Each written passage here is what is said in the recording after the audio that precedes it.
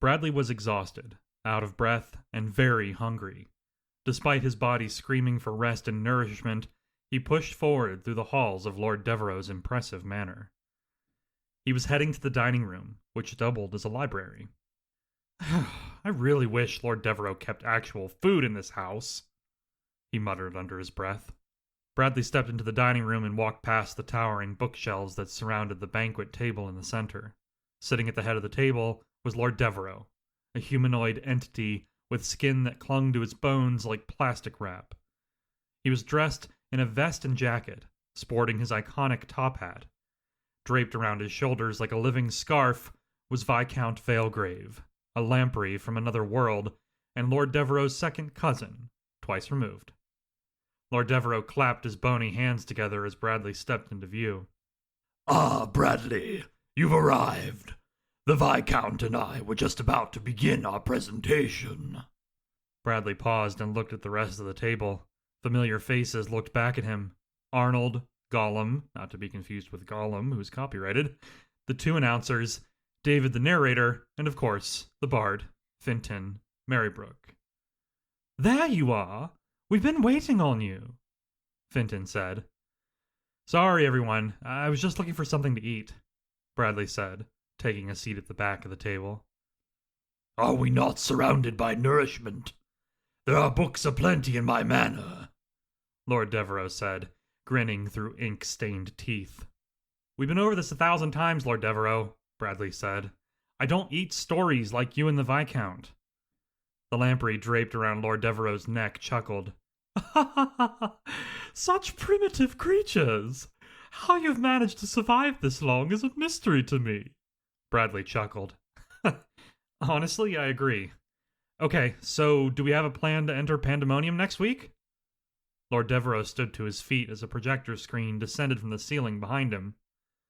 "But of course, the Viscount has prepared what you humans call a slide deck. This will illustrate our upcoming journey into that realm of creative chaos." Lord Devereux stood perfectly still as the screen slowly descended behind him.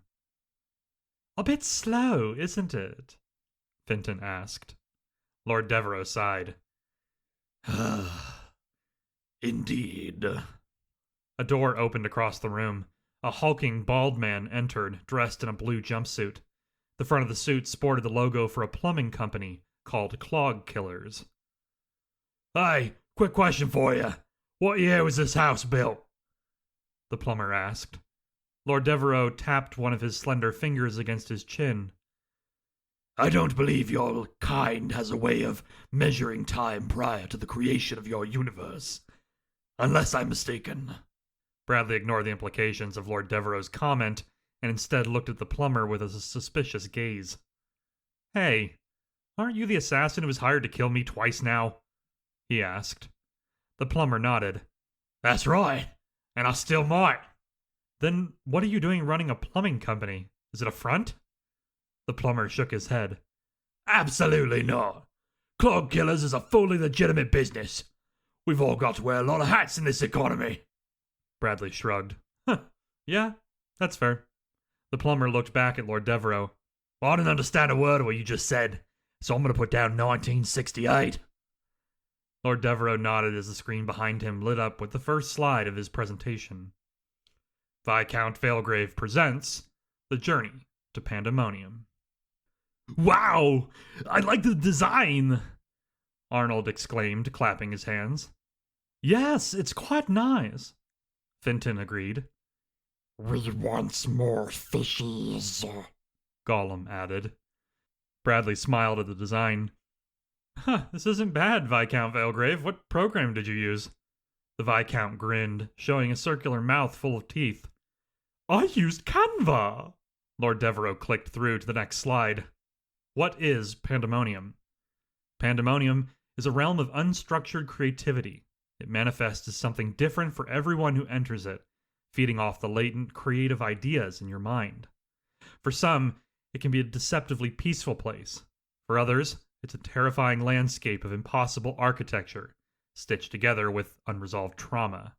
In every case, it's extremely dangerous. As you can see, Pandemonium is not a realm to be taken lightly, Lord Devereux said. Viscount Valegrave nodded. Yes, it's quite unpredictable. That is why we must prepare ourselves accordingly. Bradley raised his hand, garnering the attention of everyone at the table. Yes, Bradley? Lord Devereux asked. We've been gathering stories to take with us. The Viscount told me those would help tame the realm since they came from prompts I gave the community. What else do we need? Before anyone could answer, the two announcers also raised their hands. Hey, this sounds dangerous. Can we just sit back and comment on what happens? One asked. Yeah, that's what we're good at, the other added. David shook his head. The role of narrator is already taken. Bradley tried to mask his laughter. It's fine, you three. The Viscount is going first next week, right? The Viscount nodded. Yes! I will be the first one to cross the threshold with the current batch of stories. However, I will need additional supplies. Next slide, please. Lord Devereux clicked the remote in his hand. A new slide appeared on the projector screen. What we'll need: a blank journal, ink pens, a lunchbox, a backup top hat, at least 150 stories from the Halls of Pandemonium challenge. Bradley sat up in his chair. Is that Lord Devereux in a panda suit? Did the circus dragon draw that? Lord Devereux nodded. You are correct on both counts. The suit is quite comfortable, as are the slippers, but that is hardly the focus here. I don't know. It feels like that should be the focus here. It's quite hilarious. Finton mused. Bradley laughed. For once I agree with Finton. Oh, and I think that last one's going to be a problem, Viscount. The Viscount's tiny eyes went wide. What do you mean? We need at least that many stories if we hope to save this world from being devoured by Pandemonium. Bradley nodded. I understand, but we haven't hit this week's secret objective goal. I just don't know if we'll have enough in time for next week. The Viscount shook his head. Well, I suppose we'll have to make do with what we have. It's not like the entire world is at stake or anything. Arnold raised his hand. Hey, I could write 50 stories. I'll call them the Protein Chronicles. Bradley shook his head. Thank you, Arnold, but I have faith the community will get us there. Either way, we'll make it work. So, what's the plan once the Viscount gets back? Lord Devereux smiled. That is a story for another time. And besides, don't you have a podcast to record? Gollum smiled through crooked teeth. Yeah! Say the name! Bradley smiled. Guys, this is a story, not an intro to the podcast. Saying the name doesn't work here. Finton threw his hands into the air. Well, I wish someone had sent me the memo. Here I was waiting for someone to mention the Saved as Draft podcast. Bradley stared at Finton as the smile on his face grew. A spark of realization glimmered in the bard's eyes. Oh no! You tricked me into saying it! Bradley stood up and headed towards the door, waving to the group. Thank you, Finton!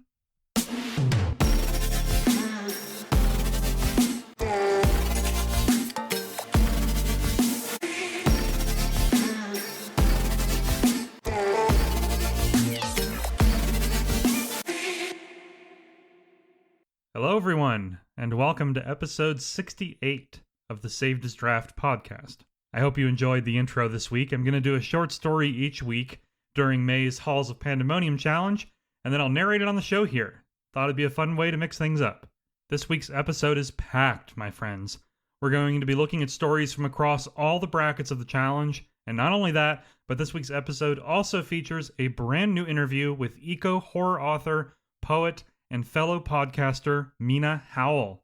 Mina's a dear friend of the show, and she has a lot of new stuff to share, so look forward to that later in the episode. For this week's Community Spotlight, I want to help a friend and fellow author get out of Substack jail. I'm of course referring to what happens when you're not active enough, and the algorithm kind of sweeps you under the rug. That's what they call Substack jail. Getting out is just a matter of gathering engagement and telling said algorithm that, hey, I'm still here. So for that reason, this week's spotlight is on my friend Tamsin G.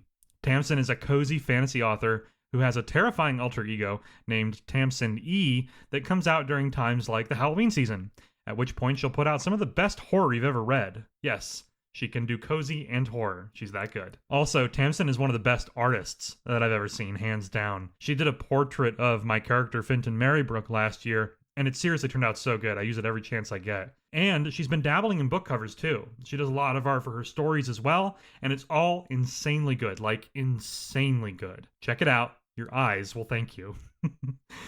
Let's help get this amazing member of the community out of Substack jail by liking, commenting, and restacking to our heart's content. And one last thing, dear listeners. I've been hit with a major setback this week, and it's why the episode is so late today. I had some plumbing issues at my house that resulted in me losing access to water, and basically, I couldn't use the toilets. I couldn't do anything with water for most of the week. And it was due to some tree roots that had grown into the sewer pipes underground, among other things.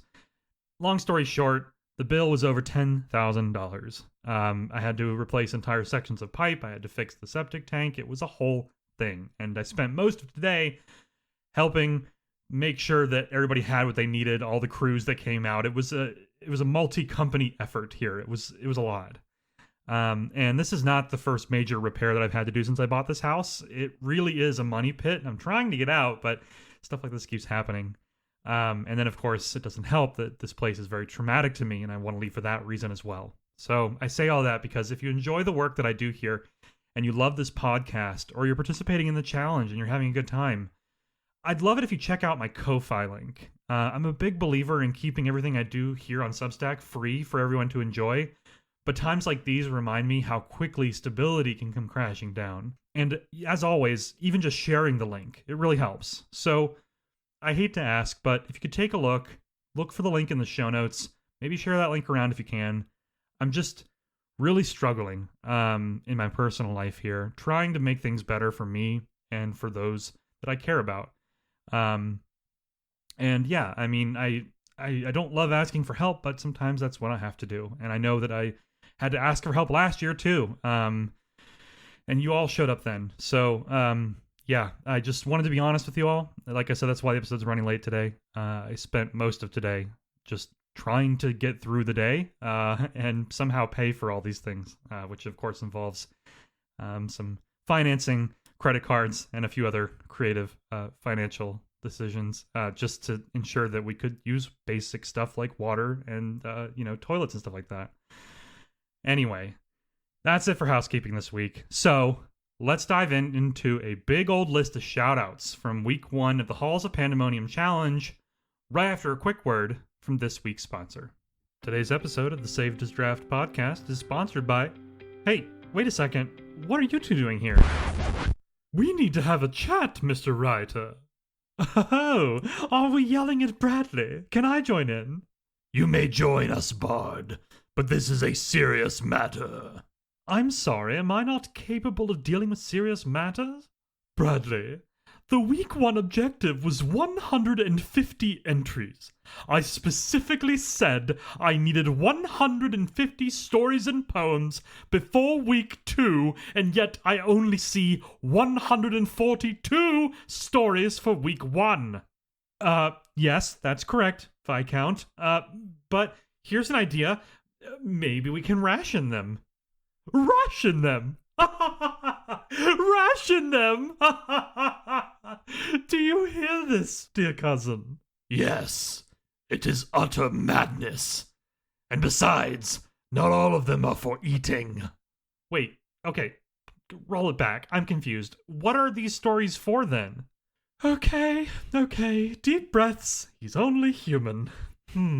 Bradley, in order to enter Pandemonium, I need to bring with me structured stories and poems. I need to use these like beacons within the larger chaos of the realm. Think of them like lighthouses. Without them, I would get lost and never find my way back, let alone tame the realm. Oh, okay, no, I see, I'm following. So what should we do then? Well, what do we need to do? Well, I suppose since we're in a desperate situation, I could skip dessert to make up the difference. Viscount, no! Perish the thought! It's fine, dear cousin. I'll manage. Somehow. Now, something your writer friend should know is that starting in week 2, we'll need to source our prompts from Pandemonium itself. We must use the inspiration from the realm to write stories that will fulfill our ultimate goal. Okay, and what goal is that again? Like, the challenge has been going on for a week. You still haven't told me what this is all about. All in due time, Bradley. Show us you can deliver, and then we'll grant you the secrets of Pandemonium. Right now, it's on a need-to-know basis, and you? You don't need to know. Okay, well, since we're all here, can we still do the sponsor segment this week? I'm afraid not. They unfortunately backed out when they heard you couldn't deliver on my objective. Really? I could have sworn... This matter is at an end, Bradley. Return to your podcast. Whew. Yikes. Those two can get scary when they're hangry. Yeah, you're right, Fenton. Alright, well, hopefully we'll hit this week's objective. Otherwise, seems like things are going to get really dicey. Alright, and we're back. So, for the month of May, I'll be sharing shoutouts picked from each of the brackets in the Halls of Pandemonium challenge. We've got 4 brackets total, with the 4th bracket this month being Unranked. So, I'll be looking at the top 3 stories from each of the scoring brackets, and then I'll pick 3 more at random each week from the Unranked bracket. That's 12 shoutouts total, so just over double what I would normally do here. And it should balance out because there's no power-up prompts this month, so you're still getting, hopefully, the same amount of, roughly, stories and shoutouts that you would, of course, with narrated excerpts as well, to kind of give them all a bit more value. Not only for the people being featured, but for you, the listener, as well. I always try to keep these things in balance. So, let's take a look at 12 stories from week 1 of the Halls of Pandemonium challenge. We'll start with our lightweight bracket. This is for participants with 0 to 125 subscribers who didn't opt to join the unranked bracket instead. I'll go in reverse order, starting with 3rd place. In 3rd place, on the week 1 leaderboard this week, it is Brennan Costa with Joint Interplanetary Link Layer, or Jill, with a score of 8 points. So this was for Day 6's prompt about preparing for a journey, and with this story, Brennan shows us his sci-fi side, as this is a story for his Borrowed Worlds publication that he launched recently. Brennan gets some really great world building and characterization across in this piece. I love the details. Not only do we learn more about the alien world that our character finds themselves on, but we get to learn more through their conversation with the robot named Jill after the title, and these things add a lot of details as to why they're there and what they're hoping to accomplish. The story ends just as a massive storm approaches, and it definitely left me wanting more.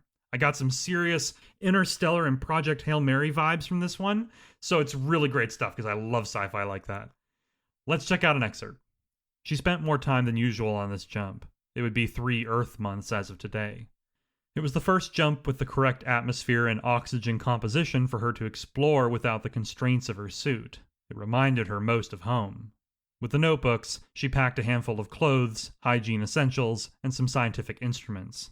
In a second bag, she stuffed a camera with 3 lenses that were a mix of short and long range, with different colored filters at the end of each, a few hard drives, and a pouch of food. Jill now had the safe open and pulled out a tray of glass diodes. There were 3, each a different color. While holding the tray in one hand, it opened a compartment in its chest with 3 slots. It first slotted the red diode into the red slot, then the green diode into the green slot, and finally the blue diode into the blue slot. With a hiss and a clack, the chest cavity closed. "The diodes are primed," Jill called to Sydney. Great start. Our second place story for week 1 of the Halls of Pandemonium lightweight bracket with a score of 9 points is Chop Chop by Anton Anderson. This is a story for Day 1's prompt, which asks for a story told from at least 3 different points of view. The story begins with the POV of a cat named Blackpaws. 2 humans stumble upon him, wondering if the cat is a stray. They decide to take Blackpaws to a vet to see if there's a chip or something that can point them toward the owner. From there, the story switches to Rimma the mouse, who's watching this all play out from within a nearby gutter under the sidewalk.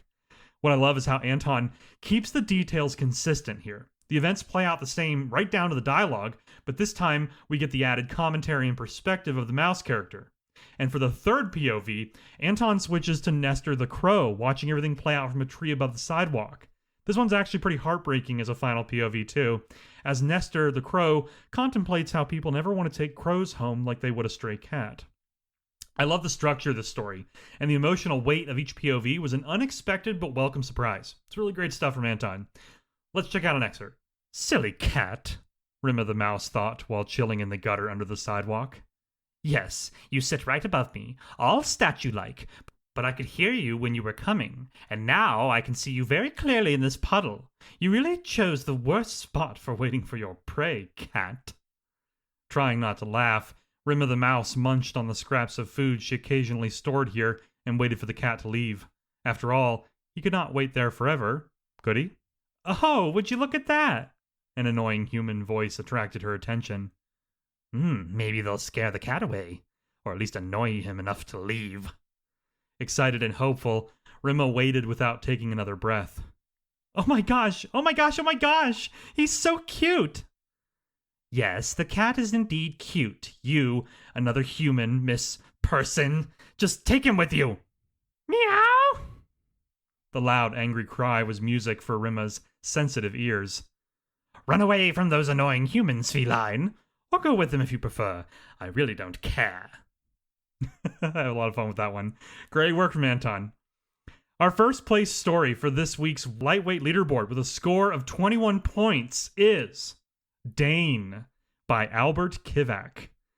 This is a multi-POV story for day one's prompt, and it's the first story I've read from this author. I love the opening here as our protagonist is trying to get a cup of water from a food court that seems very unwilling to help.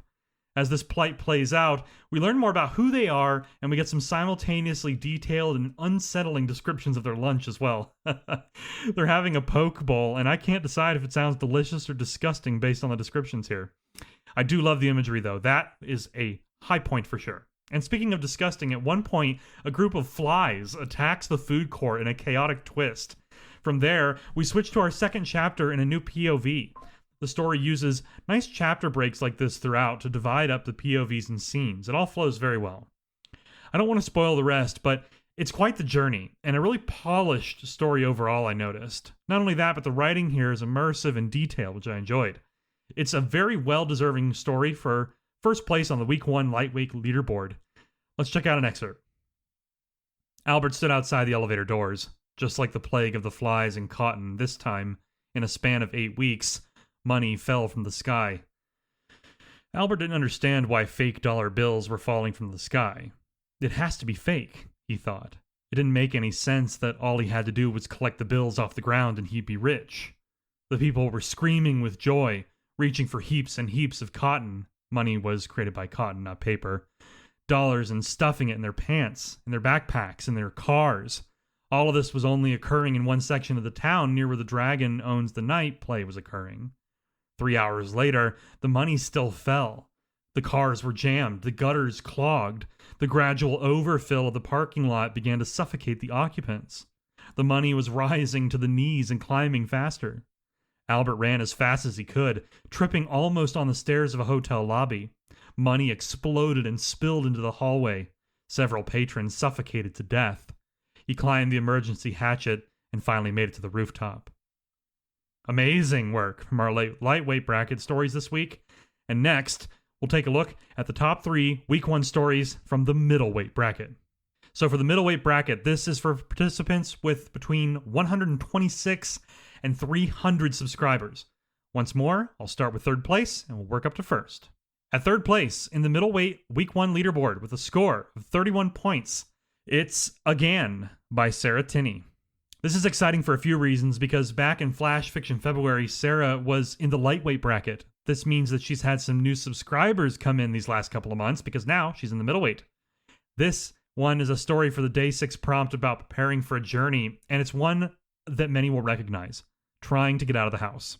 In this case, the story follows a mother and her young son. She's trying to get him ready to head out for playgroup, and things keep coming up. Whether it's breakfast, finishing his show, grabbing a few more minutes of sleep, there's so many obstacles between these characters and their journey. I really love this one, though. It's a hilarious take on something that we can all relate to. And I swear, I always do my best to prep for days when I know I need to be out of the house at a specific time. But just like this story, things always seem to come up that delay us. So I really relate to this one. Let's check out an excerpt. Her shoulders slump slightly. It's going to be one of those mornings. But you love playgroup. You get to play with toys and see your friends. After some convincing, he agreed. Yay, playgroup! And ran out the door to the car. No, we need to get ready first. Time for the toilet. Another tense negotiation. She convinced him to do a wee and flush the toilet. No, I flush it. She helped him climb onto the toilet seat and they flushed the toilet. Again. Finally, he was dressed and they were ready to leave. Except, after 10 minutes of convincing him to go to the toilet, now she needed to go. Wait right here. She returned from the bathroom. Why did you take all your clothes off?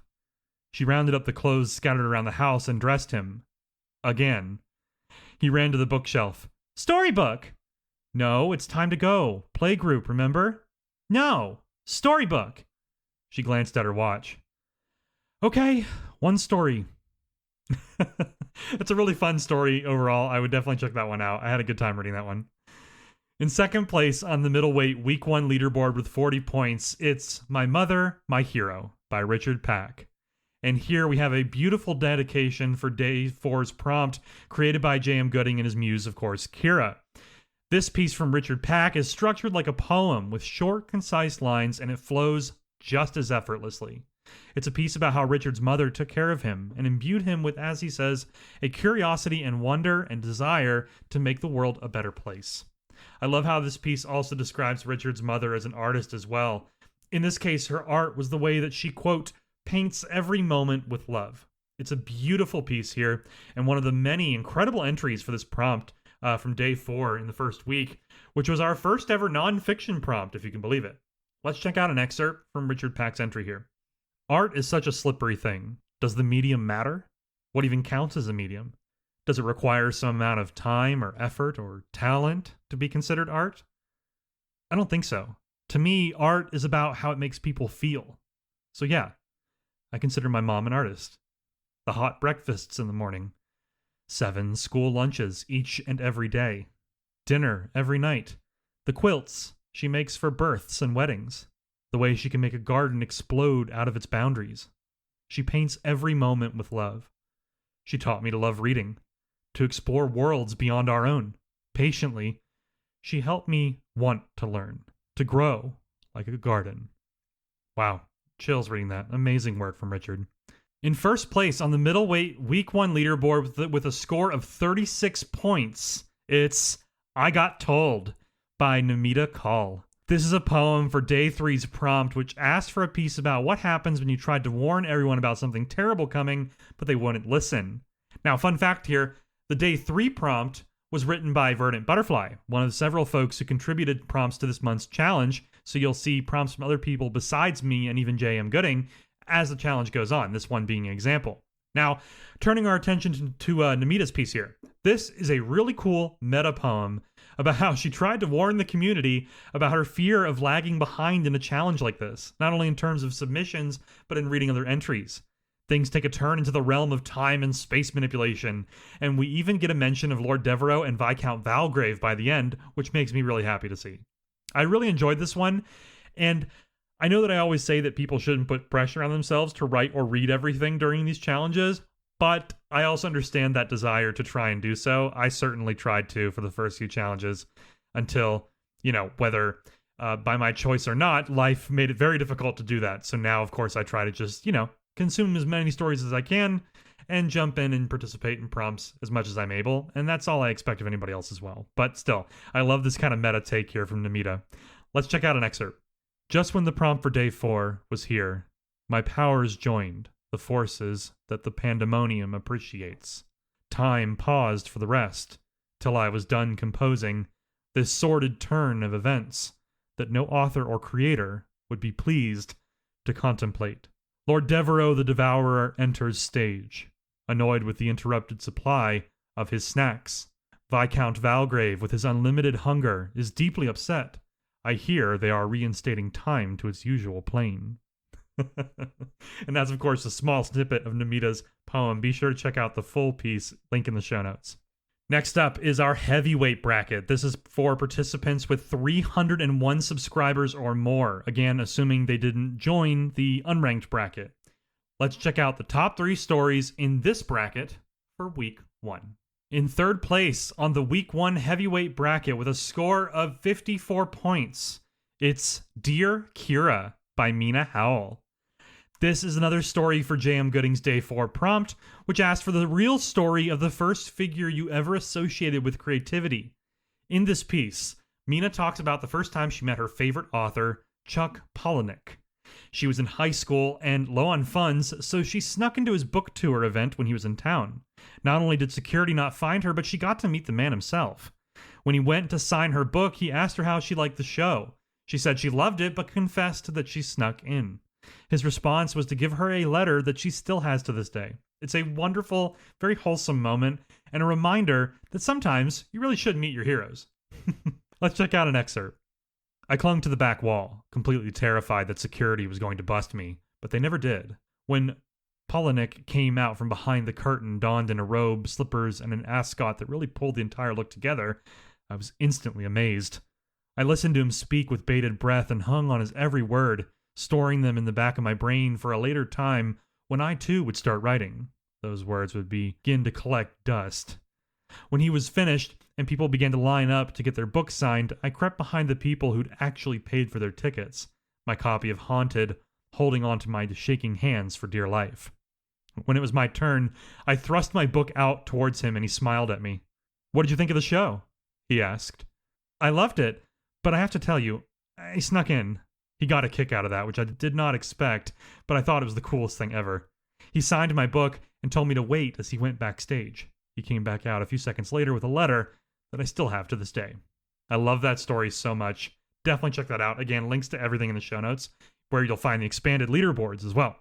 All right, and our second place story for the week 1 heavyweight bracket leaderboard with a score of 95 points, it's Wet, Red, and Slick by Gary L. Taylor. This one's actually a poem, and it's the first time I'm reading Gary's work. I gotta say, it does make a fantastic first impression, though. I know his introduction here says that he wrote this right before sleep while trying to juggle everything else going on in his life, which I understand, but this is a really cool piece. The poem switches through each POV, revealing more and more until the final segment gives us all the answers we've been waiting for. The writing is sharp, I love the rhyme and rhythm, and the reveal is satisfying as well. A very solid poem overall, and if this is the kind of work that Gary does when he's exhausted, I can't wait to see what kind of writing he'll put out when he has more time and energy, because this was great. Let's check out an excerpt. I don't know who all these people are, but I'm so glad I found them tonight in this bar. The girls were all late, and then canceled, you see. But I was already there, and till 10 drinks were free. I soon got chatting and laughing, playing some pool. They all seemed so friendly, the vibe was so cool. It felt like we'd known each other a while. They made me laugh, and I could not help but smile. I thought I'd be having a quite awful night, but they made the evening seem a whole lot more bright. We planned to head off to a house, to a party, at the home of a guy who's supposed to be arty. I said to go on, I'll just message Matt. I've forgotten the door key to our little flat.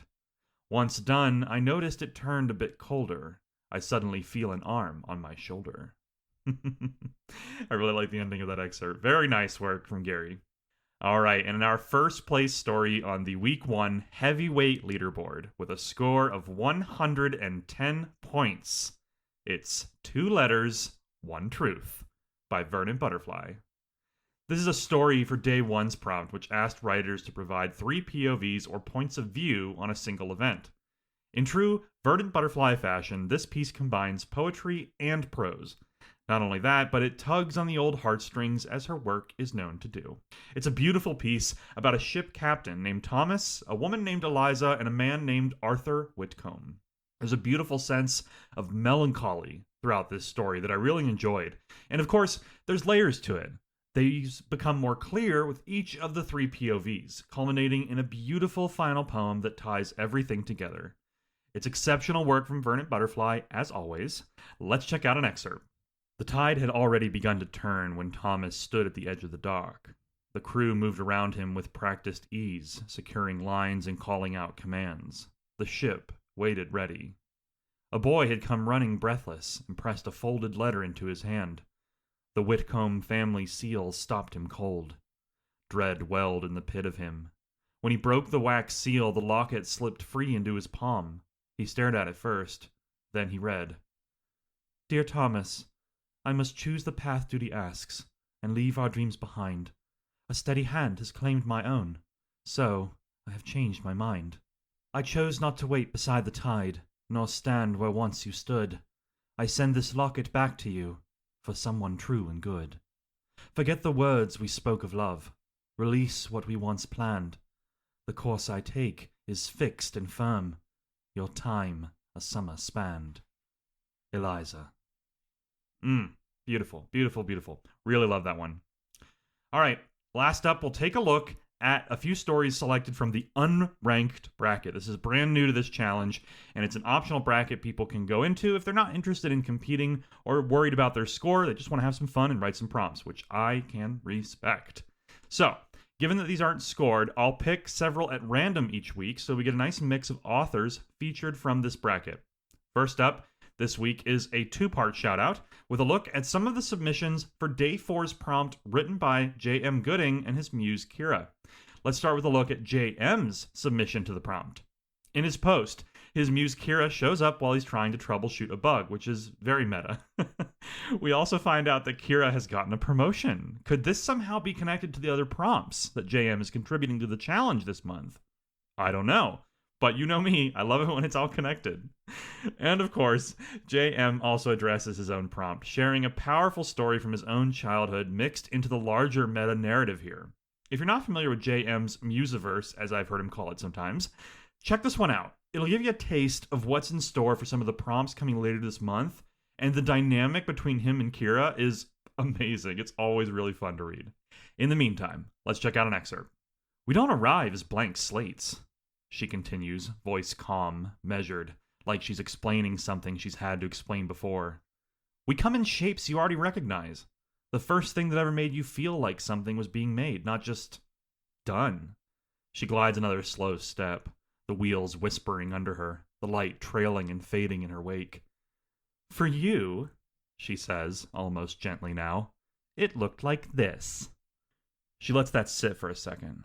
The music still humming faintly under everything, like it's part of the memory she's pulling from. "Bright," she adds. "Confident." A little ridiculous. "Entirely committed." Her smile returns, but there's something quieter under it now. "You didn't have language for it at the time because you were 6 years old," she says. "You just knew it felt different. Like permission." I swallow, the room feeling smaller again. Not from the light this time. "So, when you needed me," she finishes, lifting one shoulder in a small, almost casual shrug, "that's the shape I took." She studies me for a second, like she's waiting to see if I'll argue with that. "And it stuck," she adds, softer. I let out a breath I didn't realize I was holding, dragging a hand over my face like I can reset the room back to something that makes sense. "Yeah," I say, quieter now, but there's still an edge to it. "Okay, that's great. That's actually great." She watches me, head tilted, reading it. "But I'm in the middle of something," I add, gesturing back to the monitor, to the stubborn block of code that's been sitting there this entire time like it never stopped existing. Like, actively. Right now. I've got a prompt to write. I've got this bug. I stop myself before I list out everything like it's going to strengthen the argument. She doesn't interrupt. She just listens, which somehow makes it worse. Oh, I love how immersive J.M. Gooding's writing is. Like, every time I read an excerpt on the show here, I just get so locked in. And I've already read this, obviously, before, but even just reading it again, like, it just hits every single time. So good. All right, so part 2 of this shout-out. I want to recognize the first of 2 posts, and possibly more to come from the sounds of it, from author Wendy Russell. The first one is called Beginnings, and the second piece is also titled Beginnings, which contains the second cento. These posts Wendy made stitched together responses from day 4 prompts that J.M. Gooding issued to the community, like the one we read above. And the reason why I wanted to highlight it is because this is a perfect example of why I do these challenges. Obviously, with the prompts, I want to inspire you all to write, but I want you to really get excited about creating new worlds, new concepts, new stories, new revelations, and things that you learn about yourself along the way. So here, Wendy's done just that, bringing together multiple lines from other entries to create something brand new, and of course, with each author's permission. It's a fantastic piece of community-driven art, so I really, really recommend you check it out. It's short and sweet. Each cento's only a handful of lines, but it is wonderful. And again, she's pulling these from other entries because she was so inspired. I love it. I'll include links to both the current pieces in the show notes, but here is the first cento in all its glory. The Mona Lisa goes on the fridge. Crook's son's pinned up. As though curators might arrive, you painted with me, not over me. When I look back, I see my first muse. Selfless love. Everything that I hope to be. Wonderful stuff. All right, and our second unranked bracket shout out for week 1 is The Spirit of Foul Play by Gregory Blair. This is a story for day 1's prompt, and it's a very short piece, but it packs in a lot of really great details. I gotta shout out the names in particular, because I really loved some of the characters like Diego and Nora, just really cool names. And what I also loved about this piece is how Gregory seamlessly transitions from one POV to the next, ending on a third one that's a surprise that I really liked. The story uses a third-person, omniscient point of view to accomplish this. So instead of hard breaks or sections to define switching POVs, it just all kind of flows. And it works. It works really well. Let's check out an excerpt. Jenny's face bloomed beet red with the fury she held back. I was practicing the piano, like I'm supposed to, and when I finished, I found Jenny had tossed my toothbrush in the toilet. That's a lie, Jenny retorted. She's only saying that because she threw my hairbrush down the laundry chute while I was doing my chores. It was just lucky I had laundry duty today. Nora calmly spoke up. Now, girls, you know we have security cameras in every room of the house. I saw you were outside playing on the swing set almost the entire time we were gone, even though you know you're not allowed to go outside when we're not home. So, frankly, I don't care what happened with your hairbrush or your toothbrush. You were both grounded for being disobedient and lying, and will remain in your separate rooms for the rest of the day to think about your actions. The twins glared at each other, the proverbial daggers unmistakable. Then they stormed up the stairs, and 2 doors summarily slammed. I love it. Great little excerpt there. Check that out. Gregory Blair did some really cool work for day 1's prompt there. And next up, in our unranked bracket shoutouts, we've got Art Imitates Life by Memphis King. This is a story for day 4, and it's unique in the fact that it's written from the perspective of a dog. In fact, this entire publication is run by a dog who, quote, believes every walk is important, every snack is earned, and every person deserves a proper greeting. Sounds like a very good dog. Also, any dog that can write a story is pretty damn good in my book. In this case, our 4-legged friend responded to J.M. Gooding's prompt with a story about a squirrel digging in the yard that inspired him to try something similar, but he wanted to do it bigger and better. Things quickly get chaotic when the family's child joins in on the backyard excavating, and I think Memphis was onto something with this whole dig a giant hole vision of his. In any case, let's check out an excerpt. My artistic inspiration. I saw a squirrel digging in the yard today and thought, yeah, I can do that, but bigger and better. So I got to work and dug a really impressive hole. I was proud of it and wagged my tail, my nose covered in dirt. Mom started yelling, which was very dramatic, and then Dad came out with a shovel and filled the whole thing back in like it never happened. But then the tiny human came outside, sat in the dirt, laughed, and started digging with me. Finally, someone who understands art. I just came up with that voice for the dog. I really love this whole account. I love this story. Great work. Really fun stuff. All right, and our final shout out this week for the unranked bracket is That's No Iceberg by Hallie Jules. This is, of course, for day 2's prompt, in which I asked for a story about the sinking of the Titanic, only this time, it wasn't an iceberg. And this one is really, really cool. Hallie went for an immersive structure here, where she formatted the text to look like snippets from things of like articles, documents, and even an audio transcript at one point. And it's really well laid out. You could honestly, with some visuals added in, convince me this was entirely real. And I've attempted similar types of immersive storytelling like this, but honestly, I learned a lot just from Hallie's piece here. So if you ever want to try something like this, I highly recommend checking this out for that alone. And it's also, of course, a great story. It culminates in a really fun mystery with several pieces for you to kind of mull over as you reach the conclusion and the final revelations. I also love that Hallie got some jokes in there, like the one about the door with the movie Titanic. And let me tell you, Hallie's comedy never, ever fails to land. I love it so much. And this is precisely the kind of stuff that I hope to see from Day 2's prompt. So shout out to Hallie for going all in with this one. It was super fun. So let's check out an excerpt from the audio transcript portion of the piece. Evans, U.S. I can confirm that the U.S. government was unaware of the redacted portion of Mr. Fleet's testimony until last week when it was somehow leaked to the public. Mr. Scott immediately notified our government of the leak, and shortly after, the New York Times contacted us to present Mrs. Lawson's report, which corroborated Mr. Fleet's theory. Scott. As damning as this seems, however, there's no plausible evidence that the frozen krakens were anywhere near the Titanic at the time of its demise. Right. Thank you, Mr. Scott. We will now take questions. Please keep them brief. Yes, there in the front. Thank you, Secretary. Valerie Hernandez, Washington Post. Reports out of Nevada cite increased Navy and NSA activity near Area 51. Would this happen to have anything to do with the Titanic conspiracy? Could extraterrestrials be involved? Miss Hernandez, even if that were the case, it's not something I could speak of in a public press conference. So, you're not ruling out the... Next! Yes, this one's for Mr. Scott. Yes, I'm Trevor Lawson, the Guardian's Washington correspondent and great-great-grandson of Daisy Lawson, in case you were wondering. I wasn't. Go on, then. Right, have your researchers confirmed the hypothesis that the melting of ice caps, related of course to climate change, has led to the resurfacing of these ancient squid in the North Atlantic? Is that a serious question? So good. Honestly, I would narrate this entire story. It was so good. And honestly, these shoutouts for week 1 of the Halls of Pandemonium, again, it happens almost every time we do a challenge, but these are some of the best ones yet. The way that you all ran with these prompts is truly incredible. I've got Lord Devereux and Viscount Valegrave here. Do either of you have any additional thoughts?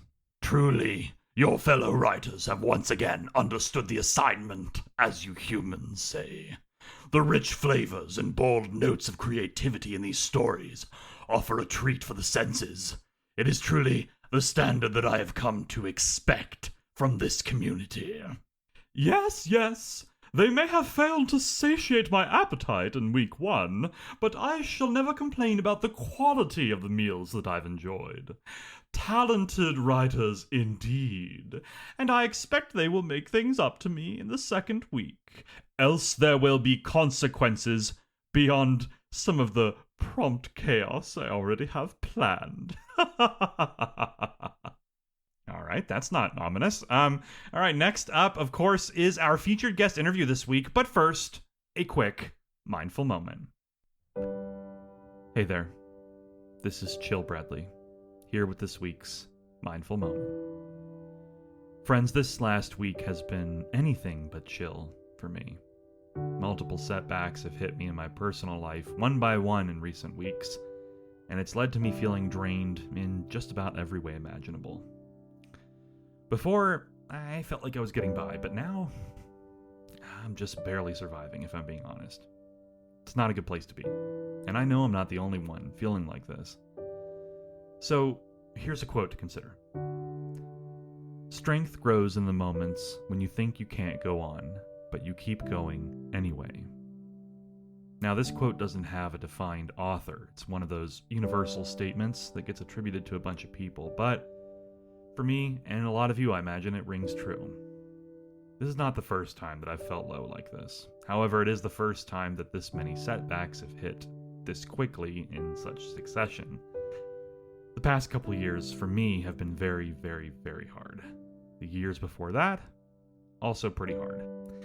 The season that I seem to find myself at in this life has lasted longer than any storm that I've ever faced. But despite that, I will say that I do feel myself getting stronger. Obviously, I don't feel very strong right now. Frankly, I feel burned out. But I can safely say that I'm a stronger person now than I was even just a year ago. And I truly believe that strength comes from pushing through. And more specifically, it comes from writing even when all I want to do is run, hide, sleep, delete all my socials, and just close my eyes until it all goes away. And a large part of why I haven't done that and why I'm still here comes down to all you. Yes, I'm talking about you, the one listening to this right now. Your support means everything to me. The way you all post stories from my prompts, the way you support my work, the way you support each other, it all inspires me to keep going. So please, remember, when it gets hard, you are stronger than you think, and I mean that. And remember that this community, myself included, is always here to support you however we can. Thanks for listening. Back to the show. All right, and we're back. This week, my guest on the show is someone many of you may know. She's become quite the prolific writer and podcaster in the last year. Her eco-fiction always leaves a meaningful impact. Her poetry hits the mark every time with powerful, profound, and emotionally resonant themes. And of course, her podcast, the Penny Dreadfuls podcast, is amazing. I love tuning in every week, and her writing challenges are also a highlight every time they show up. She's the kind of author that I believe needs no introduction, but I wanted to roll out the red carpet anyway. So, let's dive into this week's featured guest interview with friend of the show, Mina Howell. All right, everybody. This week on the Saved as Draft podcast, I'm very excited to welcome back to the show my friend, fellow horror author, and podcaster, Mina Howell. Mina, thank you for being here. Thank you for having me. I can't believe this is like the third time I've been here, and it's just so exciting every time. I know, it really is. And every time you come back, you always have so much to talk about, which is why I love having you back on the show. All right. Well, even though this is your third time on the show, could you give us just a real quick overview of who you are, your creative journey thus far, and kind of, what you've done so far on Substack since you joined the community here? Yeah, you got a couple hours? No, I'm kidding. So my name is Mina Howell, and for the past year and, some change, I've been writing an apocalyptic horror or eco horror book, as well as dabbling in just about every other genre under the sun. But I really have found home in that apocalyptic eco horror world, as well as like poetry and just reimagining stories.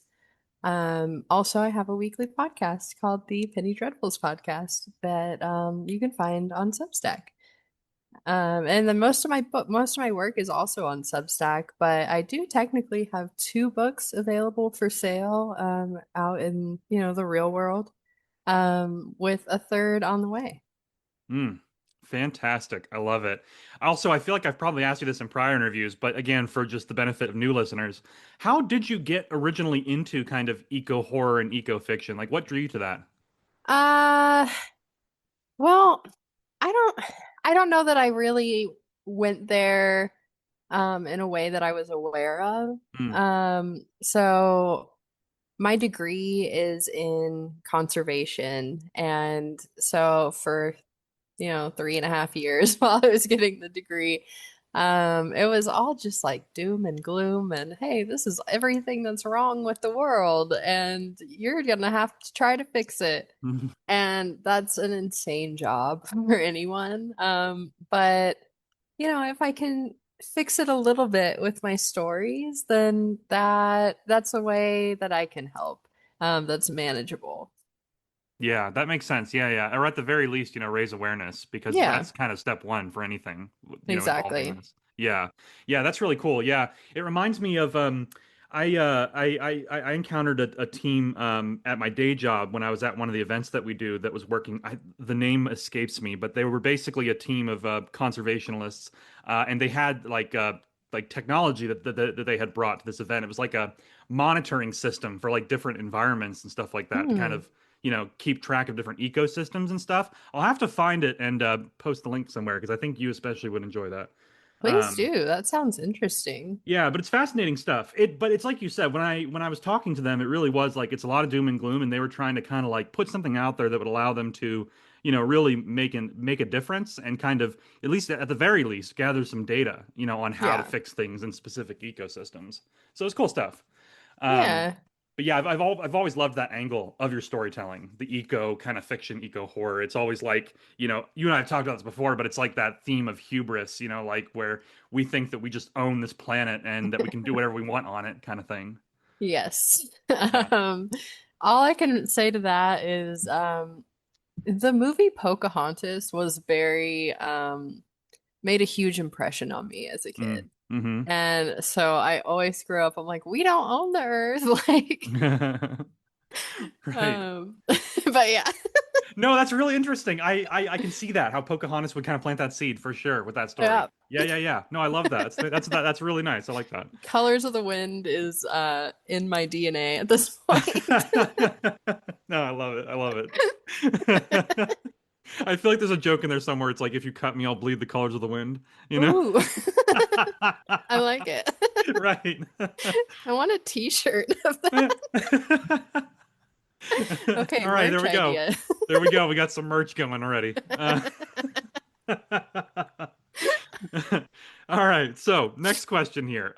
Since you were last on the show, you and I were talking about this before we started recording. You have started and finished a lot of different projects. So, maybe we just kind of, ballpark sort of number, like high level overview. Can you tell us kind of like, just the sheer number of things that you've got going on, like in terms of different worlds and series, and then obviously we'll dive into each one in more detail. I can try. So I think at one point I was doing like 3 or 4 series at a time, Yeah. which was insane. Now that I look back on it, I'm like, how did I do that? But so I had all those series,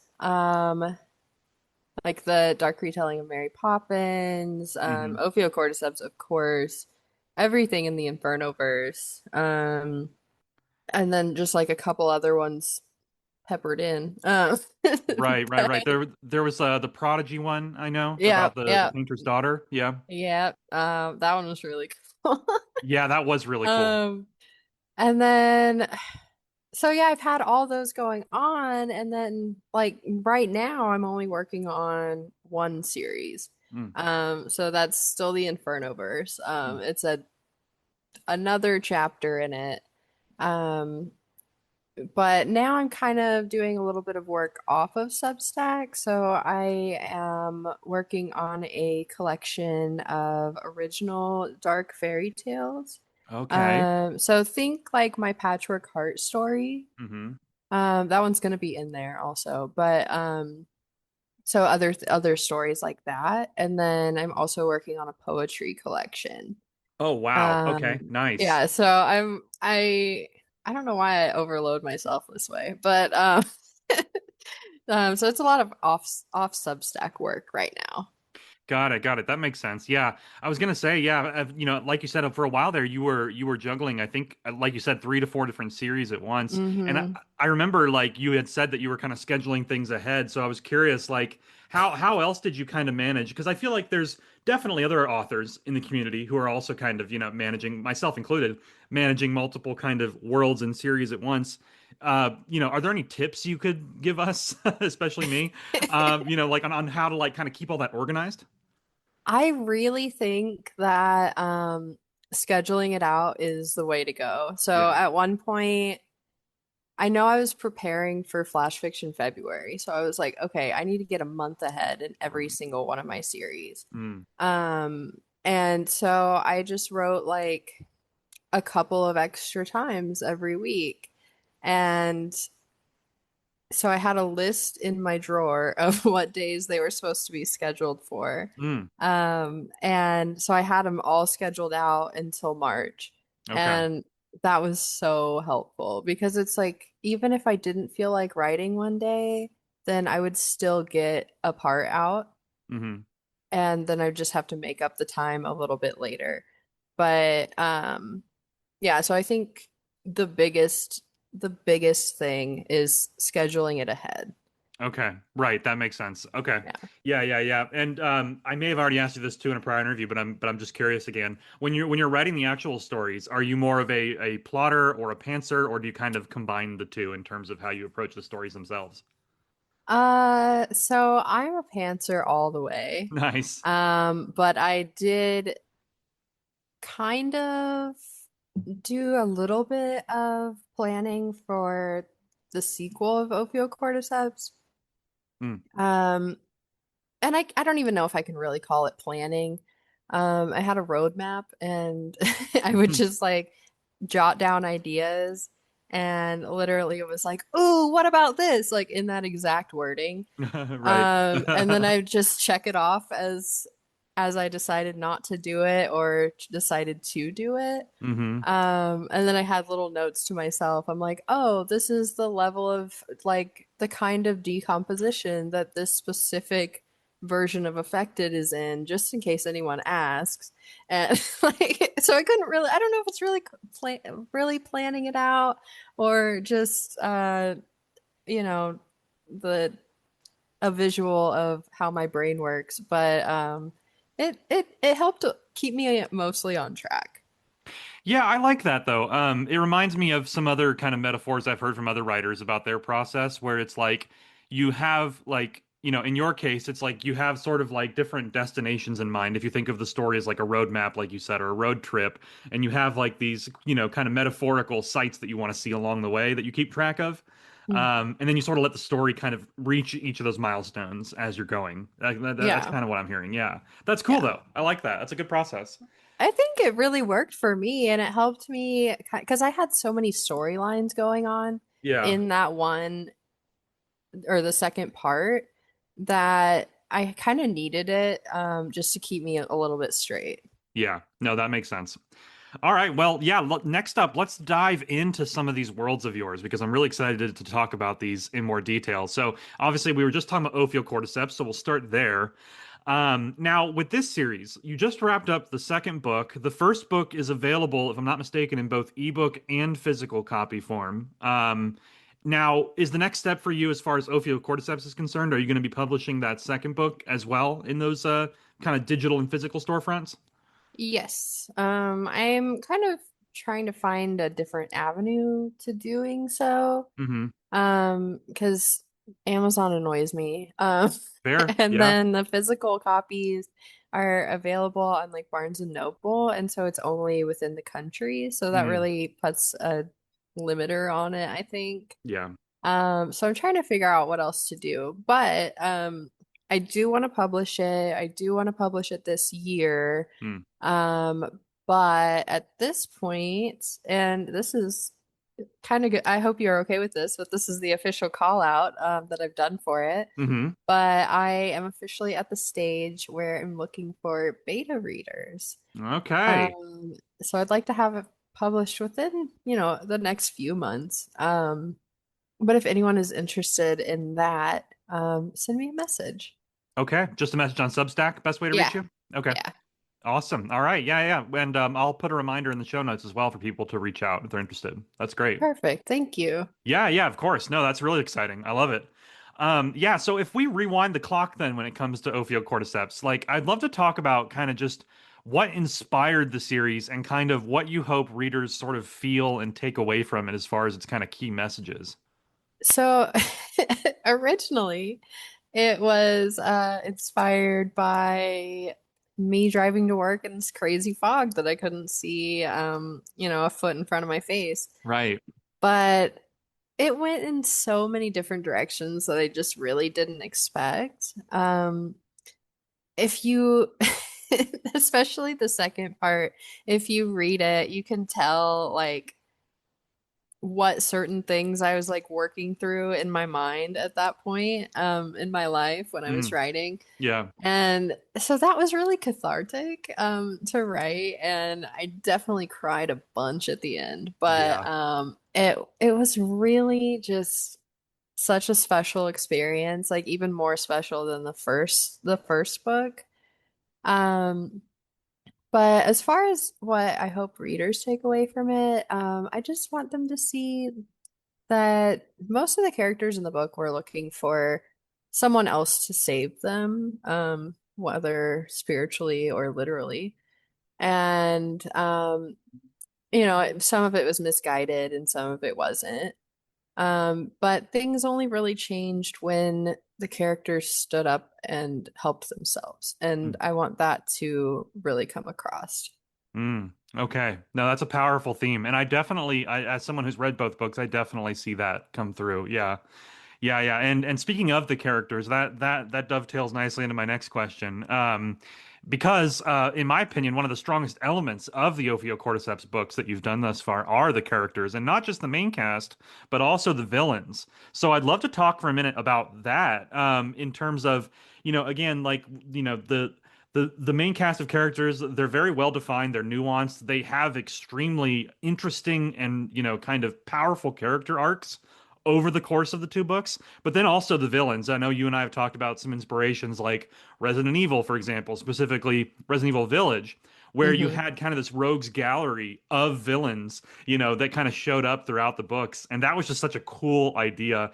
And the way that you were able to kind of really create unique personalities for the villains is really cool. So, my question for you is, how did you approach developing both the main cast and the villains? Like, and what did you kind of learn, yourself as a writer about creating nuanced characters like this? Well, first of all, thank you so much for saying that. It was really important to me that the villains weren't just evil for the sake of being evil. Yeah. I'm sure that's a really fun way to go. But it was really important to me that had they were able to be understood. Um, I wanted readers to understand their motivations and be like, yeah, I get this person on a fundamental level. If I was in the same position, maybe I would have done something similar. And I think by doing this, I could show myself that, well, I don't know, I like on some way that the evil people in my own life weren't just evil for evil's sake, but Yeah. also like a victim of their circumstances. Mm. Either way, with both the villains and the main cast, I think it's important to look at everyone under the lens of, hey, this is their first time on Earth, or in the book, this is their first time in an apocalypse. Right, right, right, right, right. And it doesn't work for I try to adopt that mindset as well, and it doesn't really work for everyone, but I do think overall it's helped me be a more patient person. Yeah. Yeah, yeah, yeah. No, I really, really love that. And again, it's something that I think is reflected beautifully in the actual stories, as someone who's read them. Something else I just remembered too that I'd love to call out again, just briefly here, is I believe it was the first book in the series. You had partnered with several people in the community to develop some of the villains too, which I thought was really, really cool in terms of not only, Yeah. yeah, not only marketing the book, but also like bringing extra perspectives into it to kind of support your vision for creating these nuanced villains. Obviously, I can speak to the one that I worked on with you, which was Dorian. Um, and that was a really fun character. Yeah, yeah, yeah. I loved him. Yeah, yeah. And so again, it was like, you know, I feel like that kind of tactic that you took with the first book was a really good way of supporting your vision for these villains, really creating like again, like people that have complex backstories, and you can see the paths that they took to reach where they are now. It's like you said, they're not evil for evil's sake. I really like Yeah. that. And fun fact, Richard Adkins from the second book was actually developed by CJ Knight, Terrifying Tales, Hmm. or one of the stories that he wrote for my challenge last year. Wow. And oh my gosh, he was such a cool character. And so I was really glad to be able to bring him in and make him such a big part of it. That is cool. I feel like you may have mentioned that to me before, but hearing it again, that's just amazing. Especially because, as you know, CJ Knight slash Terrifying Tales is also the person who created Blackheart in Devine. Yeah. So He just clearly, writes good characters. yeah, clearly this guy needs to be like a consultant for like writers writing villains specifically. Absolutely. So yeah, CJ, if you're listening to this, that's a free business idea on the house. Hmm. Oh man, that is Endorsed by cool. me. Yeah, that is cool. That is really cool. Yeah, so now, of course, the next question that I have to ask. I just finished reading the second book of Ophiocordyceps. Beautiful, beautiful ending to that one. Now, I have to know, is this the end of the Ophiocordyceps series, or is it more just the end of these characters' story? And then are there more stories coming, or what's your plan for the future of this universe? So the future is open. I'm definitely mulling the idea around, but I think the story and the characters as we know it is Hmm. finished. Okay. Okay. Um, in my opinion, these characters have done their jobs and they can, take a load off. They've been through a lot. Yeah. But I definitely think that another addition to the story is a possibility. Okay. All right. I like that. And I agree too. Did you always envision Ophiocordyceps like these books here as like a duology, or did you ever consider doing like a trilogy or or was it really just kind of like let's see what happens kind of thing? I'm just curious. Uh, I kind of played around with the idea of both. Okay. So the more I got into writing it, I was like, oh yeah, this is probably going to be a two-parter. Okay. But then I was like, oh, well, what if I did an entire book about Dr. Angel and his life before all this other stuff, as like a sequel situation. Mm-hmm. But I don't know. We'll have to see. Okay. All right. All right. I'm happy with that answer. Yeah, because it's like, it again, no spoilers, of course, but it felt like the second book did a really nice job of kind of closing the arc for these characters specifically. Yeah. And so that was beautiful, and I loved that. It's just the entire kind of series and universe is just so cool. It's something that it's like I'm so attached to it. I want to see it continue in some way. I know, me too. I'm like, I love this world. Yeah. Yeah. Um, and I mean, maybe I could do like, a new set of characters, Yeah. undergoing their own trials and tribulations. Hmm. Um, and then it would be wild to be like, oh, okay, so everything is, well, I don't want to say that actually, because that's going to be a spoiler. I just think that if I think the ending of that one would be really interesting, especially if they've not done anything at all. Mm. Hmm. Hmm. Yeah. But I'm gonna leave it at that because I'm just gonna talk about spoilers For if sure. not. For sure. No, I understand. I understand. I would be the same way if I was talking about my universe, so I get it. Well, let's shift gears then, because that was a wonderful look into Ophiocordyceps, but we have obviously more to talk about. Next, I want to dive deeper into your Infernoverse, and I'll kind of give my perspective of it here, and then I'd love to hear kind of your take, on it from the author themselves. But essentially, the way that I see it is that the Infernoverse structurally is inspired a lot by Dante's Inferno in terms of this concept of like circles of hell. But you've obviously taken it so much further than that. So I always pitch it to people as kind of a modern spin on Dante's Inferno. But again, I'd love to hear like from your perspective as the author, what is the Infernoverse, and what inspired you to kind of jump into that because it is so different than Ophiocordyceps. So I would agree that it's like a modern retelling Hmm. of Dante's Inferno. And I actually I was when I was getting ready for this interview, I was like, how did this even start? Because I'd totally forgotten. Because I've just been writing in it for so long that I'm like, yeah, it was always there. I don't know. Yeah. So I went back and looked up, and it was actually all this came from a power-up prompt. Wow, really? The one on November 25th, it was a dystopian one, Uh-huh. and we had to write about a walled city. Okay. Yeah, I remember. Yeah. I was like, what? So yeah, that's it all came from that. Wow. Gosh, that is cool. And right? And so like on, just for anyone that hasn't read it, in the very beginning, it was all darkness. No, I'm kidding. But in the beginning, we join Lucian, who is a retired smuggler, which was also an element of the prompt. But Right. he at one point was exploiting the portal system in between the different rings Mm. to get people into heaven that may or may not technically deserve it. Um, but he always thought that things had gone awry. And it broke him more and more every time that he smuggled someone. And so he stopped doing it. And he would always just think that they were dead. Mm. But then he heard the voice of the last girl that he smuggled over the radio waves. And the first little series was all about getting back to rescue her.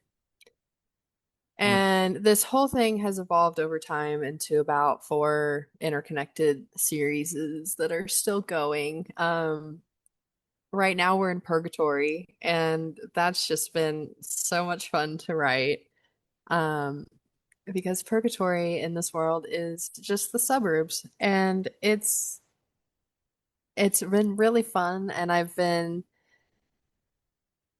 how do I say this? I've been kind of basing every one of the stories in that series off of one of the Ten Commandments Oh, okay. and kind of showing like the wiggle room that they have or that they should have, maybe. Mm.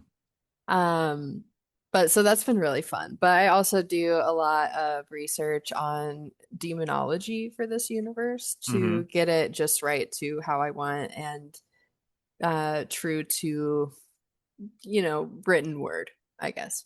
Right, right, right, right. Yeah, no, that's so cool that it came from a power up prompt. I remember now. I remember the prompt that I put out that you were describing. I remember those elements, and yeah, I remember how you kind of formulated the foundation of the Inferno verse there. God, that's cool. Um, every once in a while I hear about, like for example, Daniel Coates and his Water Thief series is Mm. also inspired by Power Prompt. Like that's always the goal, right? When you put out prompts, right? Is to get somebody so invested in what they wrote that they kind of just, let it balloon into this whole series or world. Like that is I awesome. almost wonder if it's the same one. I think it might be because I remember Water Thief has a smuggler too. Yeah. Yeah, and they also have a walled city. Man, that was a Daniel, good you prompt, have to huh? let us know. I know you're out here. I gotta go back and look at that one again. I Find out what I was doing, like recreate that. know. Man. Yeah, I always use, I think I've told you this, but with the power up prompts specifically, because they're like three different elements that I include, I have these cards called story engine cards that I Mm. heard about a few years ago. And they are mostly pitched for people who play tabletop RPGs so that you can kind of create like worlds and characters and stories for your campaigns that you do in like D&D and stuff like that. But I saw it and I was like, this could be used for storytelling, like just in general. Like this could be a really cool tool for writers. So yeah, I keep saying I want them to sponsor the show here, but I think they need to at this point right? because they have started many a series. Yeah, exactly. And so the power up prompts, like that's what I do is I lay out the cards and I'm like, all right, now like what looks like a character here, what looks like a setting, what looks like a conflict, right? And yeah, it's cool stuff. It's really cool. I Oh always my I always gosh, I joke that love they're like that. the I always joke that they're like the writer's version of tarot cards. Yes, I was thinking that when you were saying that. I'm like, you should do a whole spread and It really is like that. So, yeah, so with the Inferno verse, you mentioned that obviously there's been a few different series set there. I love the Purgatory one, by the way. That's really, really cool. Um, so what do you see for the future of this universe? Like, obviously you have all these different series. You could compile those, of course, into a book, but do you envision at some point, like, for example, like doing an Ophiocordyceps-sized Inferno verse, like novel? Is that something that's in the cards? I think that'd be cool, but what I really want to do Yeah. is make it into like a comic book series. Oh, that'd be cool. Yeah. Um just because I really want to show the different realms and the different like circles in like a visual format. But I would definitely need like an artist or I don't know, three to help Right. me with that. Because you know, it's not obviously not something I'd want to use AI on or anything. Yeah. Um, but I really think a comic book set would be so cool. Even Yeah. if it's like more of like a manga size Mhm. situation, I think it would still be awesome. Yeah. No, I wholeheartedly agree. Yeah, because one of the strongest elements I think of the Inferno verse is some of the visuals that you kind of bring forward in the imagery and stuff, like the settings Yeah. and everything. It's always so good. So I agree. Yeah, comic book would be great. Um, that's I really, have really to cool. hit up people on Fiverr, I guess. Yeah, exactly. Or honestly, I could see like maybe commissioning a few art pieces to kind of get the style locked in and then launching like a Kickstarter or something because I see a Ooh. lot of books and comics on Kickstarter. Okay. I Yeah. will. Okay, that's I'm adding that to the list. Yeah, because that way you could raise the funds, realistically pretty quickly, to Yeah. hire even more artists, right? And actually get the project Yeah. moving. So yeah. Yeah, yeah, Ah, yeah. that'd be cool. Yeah, that would be really cool. Really looking forward to that. I hope that comes to fruition very soon because I would love that. Me too. All right, so yeah, outside of those two universes, we've touched upon a few other series of yours. Obviously, we have the Prodigy series, and then of course the kind of dark take on Mary Poppins, right? Is what the other one Hmm. was. Yep. Are both of those still in progress, or have they wrapped up? I think the Prodigy one's already wrapped up. Yeah, so both of them are finished. Prodigy was really fun to write. And also it's that was also or it was inspired by a Flash Fiction February prompt. That's so funny. I want to say it was like day 8 or something, but I could be wrong. Yeah. Um, I just remember that so there's this painting that I'm obsessed with called The Abbey in the Oakwood, and it's by Caspar David Friedrich. Hmm. And so I used that as the cover photo, and I was like starting to write it out, and then all of a sudden I just got like this full download for like an entire series. And so it follows Friedrich's daughter, and you know, Vincent van Gogh pops up. Like it's crazy, and it was unlike anything I've ever written. It was in a completely different like tone and voice and way of speaking, and it was so much fun. Mm. Hmm. And then Spoonful of Sugar was the dark retelling of Mary Poppins, and that one kind of is my take on a cosmic horror. It's not, you know, it's not nearly as insane as like other cosmic horrors because I find it really hard to wrap my head around that genre. But that's probably as close as I'll get to it. Okay. Right, right, right. Interesting. Okay. Yeah, yeah, yeah. And I think I remember too, now that you mention it, what the prompt was from Flash Fiction February that inspired your Prodigy series. I believe it was the one where I said that your character discovers that their father is a serial killer or something like that, and Yep. that you have to kind of take on the family business, and you find Yeah. this out like on their deathbed or something like that was the prompt. Yep. Yeah. Yeah, yeah, yeah. That's awesome. But yeah, I no, kind of cool. took it in a different direction. Yeah. Mine, she was raised into it. Yeah. Just because, you know, it's olden days and people didn't live as long. Right, right, right, right. Yeah. No, that's really, really cool. Yeah, I wanted to highlight those as well, since those were, again, like, you know, you're one of the writers I point to when I say, like, this is what happens when you let yourself kind of wander into other genres and try other things. You'll discover that you're really good at more than just the genre that you've always done, right? Yeah. Which is really cool. So, and you've proven that time and time again with your series. Thank you. Absolutely, yeah. Um, So yeah, let's pivot one more time. Wanted to talk about actually my universe that you've been a huge part of, which is of course, Devine, where I combine fantasy and sci-fi.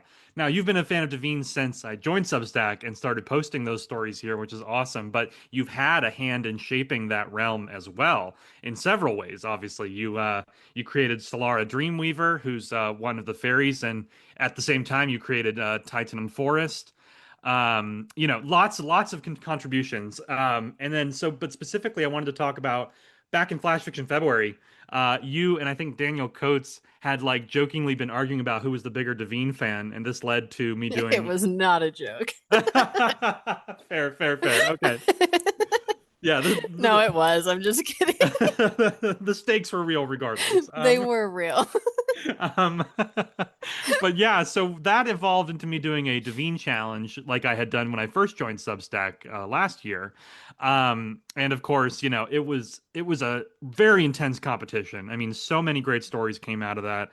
But you, of course, took home the grand prize, which was your story Tourney of Fates, which is now an official, branded, it's part of the universe, it's canon, Devine tale.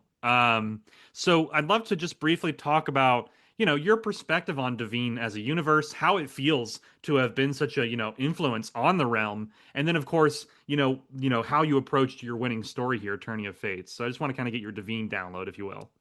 Okay, yeah. So I took the challenge very seriously. Um, obviously. But so you know how you say that the Ophiocordyceps world is your happy place. Hmm. Devine is that for me. And you know, there's always a glimmer of hope even when things seem their darkest. And that I really love that. I know I don't really do that in my writing, but it's kind of nice to have a break Hmm. from all of that. And so that's what I have in Devine. And oh my gosh, being able to have like Solara and the Titanum Forest in there is just so amazing. And like I think that was second prize last year, during the first Devine challenge. Hmm. And so this year I was like, I am focused. I'm ready to get the grand prize, the crown, if you will. So I really wanted my story to feel like it was already being read by Fenton. Hmm. So I basically channeled him, and let him take over my mind, and we wrote it together. Right. Um, but no, I wanted to keep that glimmer of hope, so I didn't want to make the dragons be extinct Hmm. permanently. Hmm. And I felt that I needed to bring back a person that I had written in a power-up prompt just once, um, who was an enigma to me. And even his name, I don't know. The Stranger. Hmm. Um, but once I knew that he was going to be in it, I just saw the entire thing unfold before me, and I got to typing. Yeah. It was very much a pantsing situation. Hmm. Um, but man, I sat there for like 4 hours straight just typing. That is so cool. No, I love hearing that story behind the story there. Yeah, and I think what really, what really made your story stand out and what's made all of your kind of contributions to Devine stand out in the forms of the stories you've done is that not only do you understand the deeper themes of the realm, like you hit the nail on the head with kind of like that glimmer of hope, you know, Mhm. most of the stories, kind of set in the quote unquote present of Devine, it's a world that has really kind of fallen apart, right? And so, but that's how history tells it. But if you look closely, there's those glimmers in there, right? There's things that aren't quite accurate that history just kind of forgot about. As we know with our real world and our history, things get glossed over. They get like kind of willfully left out, stuff like that. And so with the dragons, it's like everybody's always been told they're extinct. But with your story, I loved how you were like, well, no, that's what history tells us, but here's what really Yeah. happened, right? Yeah. And so you understand that, you understand the themes, and then you also you leverage the existing characters and lore really well. So, for example, in your Tourney of Fate story, you brought in Sir Reinhardt Brisbane, talked about his kind of backstory and origin. And again, that's a character that's only been mentioned, I think, once or twice ever. So you Yeah. really kind of dug deep for that one. And then you brought that in, you developed that, but then you also introduced your own elements like the stranger, right? Mhm. And I just love that. I feel like it's that perfect balance of like respecting the world, understanding it truly, but then also having that bravery and that creativity to be like, well, here's something I can add to it, right? Yeah. And I love that. And I think Oh, that's, that's really what stood out to me. In addition to the fact that it was just a great story, let's be honest, it was awesome. thanks. But those elements really, really stood out. And I definitely, I felt Finton's voice coming through as well. Mm, And as you know, that is so important for Devine stories. yeah. Um, so yeah, really, really, really cool stuff. My next question that I had written down here was I was curious if you had any ideas for future Devine stories. Obviously, I'm not going to ask if you're going to write anymore because I know you will, Yeah. and I look forward to it, of course. Um, but yeah, you had just done one recently, I believe, for the ongoing Halls of Pandemonium challenge. I hmm forget which day it was for, but I know it was the one about the characters having a dream. It was the ballad. That's what it was, the Yeah. ballad. Yep. So that was actually a power up prompt again. It was. It's always power up prompts. We keep coming back to those. Yeah, that one was really cool. I really wanted it to be more set in our actual world. Yeah. But I also wanted to kind of blur the lines between them because, like I said, Dveen is my happy place, and if Yeah. I could live there, I would. But so I really wanted it to be like Kazra is reborn into Kendra, I think I named her. hmm And, she's this anxious poet. She's still a creator, but she doesn't have that bond with Fenton that she had in Devine. hmm So she's nervous and can't do anything to save her life. Not because I think she's weak, I just think that having that support really helps her blossom. Right. Right. Right. Right. And so she kept seeing him in her dreams and like returning to her past life, and eventually she remembered everything at the end. And it was really fun to write. Like it was just so heartwarming. Yeah, it was a beautiful story. And as I mentioned in the comments too, um, I have indeed crossed over between Devine and our world in Mm. one story in the past. So there is precedent for that, which I thought was really cool that again you pulled from that level of the lore. Thank you. Yeah. So in terms of future Devine stories, Mhm. I'm really excited about this one, and I think you will be too. But I really want to write about the stranger's stay in the Indarian Expanse Mm. prison. Mm-hmm. I don't know how I'm gonna do it yet, but I'm gonna find a way. And then I'd also love to just explore Kazra and Solara's stories a little bit more. Mm-hmm. Because I mean, all of those characters are really special to me. And not just because I voiced two of them, Yeah. but just because I love them.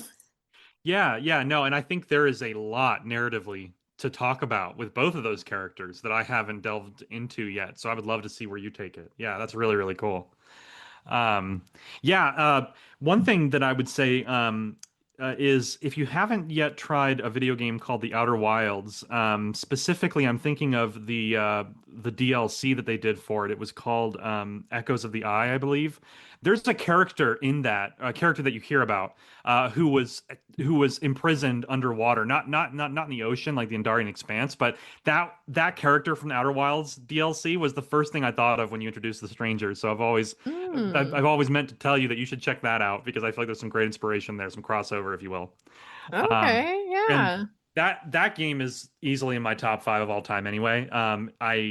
I only have one tattoo currently, and it's from that game. So Heck yeah. that's how much I love that game. And I want to get more tattoos from that game. So it's really special to me, and I think there's some good inspiration there, not only for you but everyone listening. I think Outer Wilds is a must play for anybody who has even a passing interest in video games. Um, Absolutely. I'm looking at it right now. It has yeah, this. yeah, yeah. Oh man. I forget the character's name, but there's a prisoner who was held basically underwater, if I'm not mistaken. It was the first thing I thought of when your stranger showed up. But okay, let's talk next about your Penny Dreadfuls podcast because it just crossed 50 episodes. I think just this week it was episode 54, I want to say. Yeah. Yeah. So what has that journey been like in terms of podcasting and where do you see that going in the rest of 2026 and beyond? Well, I learned that I talk a lot more quietly than I think I do. Yeah, So that has been a journey to try to project a little bit more and sure. also, just I level up the volume in post. So learning all that has been really interesting. But I just I know I remember, 54 some odd weeks ago, because I have taken some breaks. I was like, I don't really I was just starting out on here and I didn't really know what I would talk about or if anyone would listen. And I just had like all of these like really limiting beliefs about myself and what I could do. And you had posted something, you're like, yeah, just here's some ways that you can branch out. And one was start a podcast. And I was like, well, I don't know. We'll see. I'm just nervous. And then I did, and it was quiet and awkward and short, like 10-minute episodes. And then I just kept going. I kept adding things, and I kept putting in the work, and I kept believing in myself, which I Hmm. think is it's really big for me as a person. Yeah, Um, and now as of last week or the week before, the podcast has officially passed 20,000 downloads. good stuff. So that's crazy to me. Yeah, But so I'm trying to hold on to that. Like, hey, you were so freaked out to do it, yeah, and now you're appearing on other people's podcasts. Like, you can do it. yeah, yeah. And I'm definitely still learning. And I'm actually planning an entire rebrand of the show, starting in June. Okay, So Mary Ellen and Verdant Butterfly have been helping me out with brainstorming. nice. And so now I've got a ton of plans. And so every month we'll follow the same like week or same 4-week structure. So every week within that month will be completely a different show.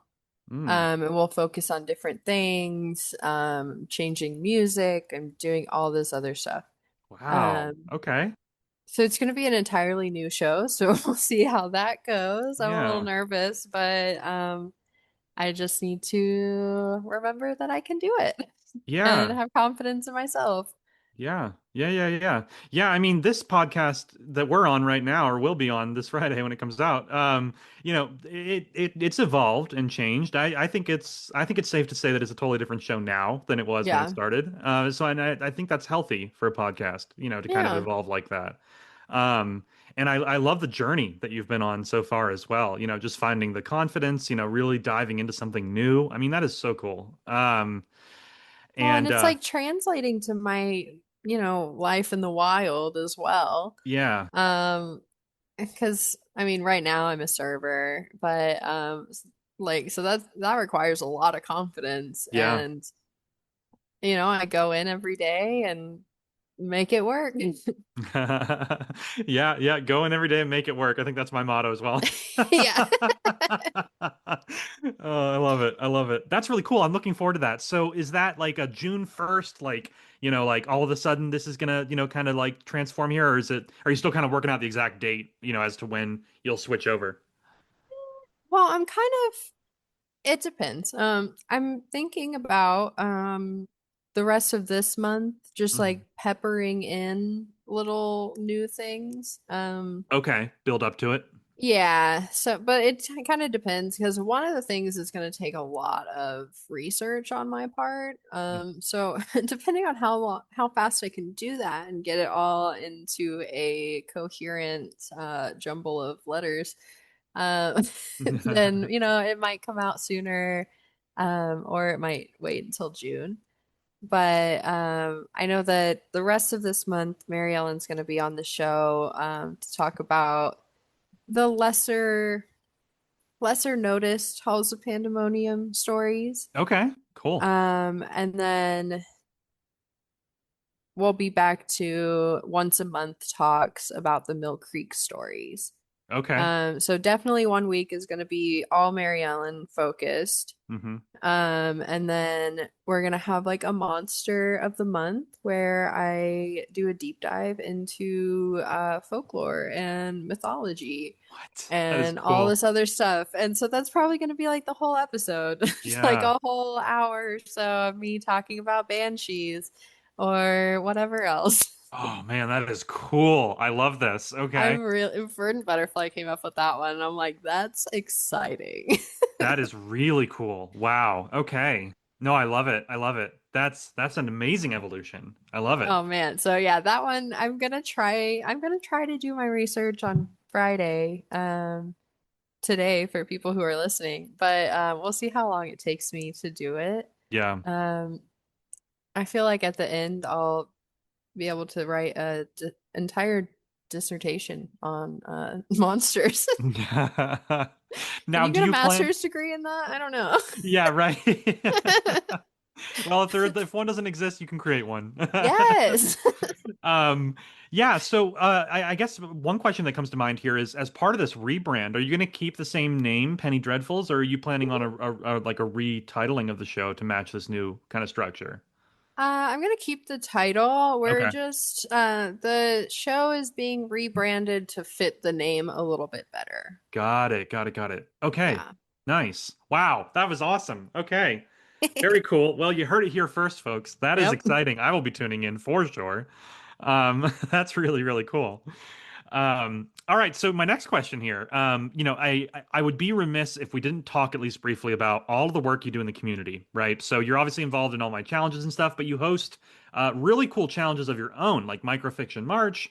Last year I know you had done a few, and then of course another thing that you've become known for are your collaborative stories, where you have these really cool image-based prompts, and you get upwards of 10, 15 writers who Mm. jump in and write the story together. And then usually, assuming that I'm not underwater myself, I will always narrate them because I like to, number one, participate, and number two, narrate it.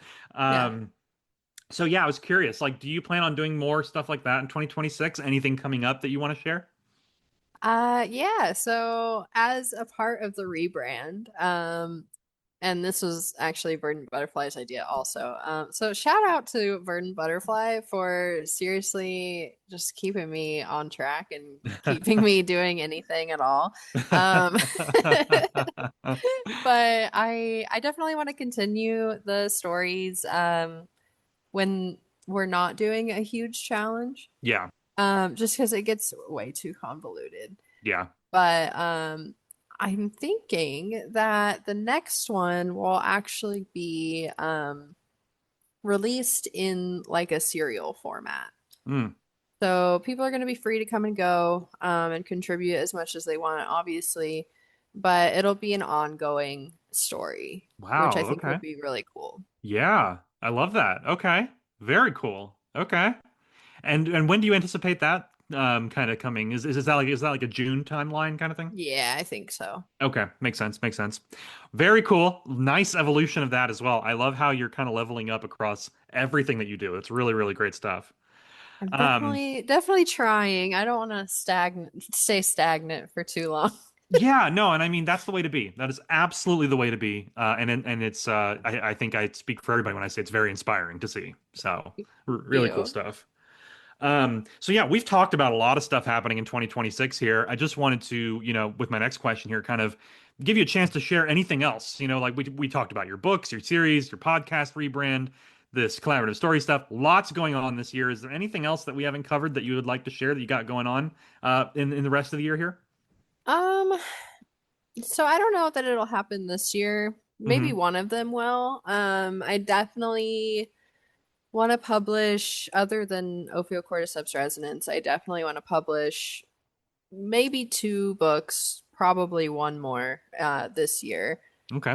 So I'll probably get my poetry collection out. Nice. Um, but I think the most intimidating project that I have is going to be the dreaded M word, which is marketing.